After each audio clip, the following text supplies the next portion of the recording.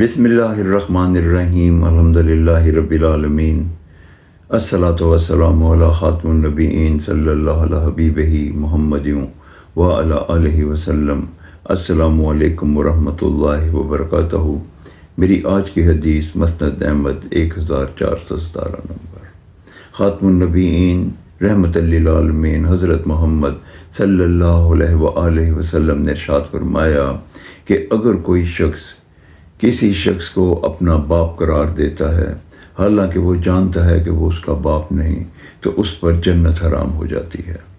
اس حدیث مبارکہ کا یہ مفہوم ہے کہ جو باپ کا درجہ، جو باپ کا مقام دین اسلام میں اللہ تعالیٰ نے رکھا ہے، ہم اس کی جگہ پہ کسی اور کو باپ قرار نہیں دے سکتے، حالانکہ ہم یہ جانتے ہوں کہ ہمارا باپ کون ہے۔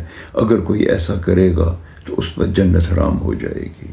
اللہ تعالیٰ ہمیں ایسا نہ کرنے کی توفیق عطا فرمائے، آمین یا رب العالمین۔ السلام علیکم ورحمۃ اللہ وبرکاتہ۔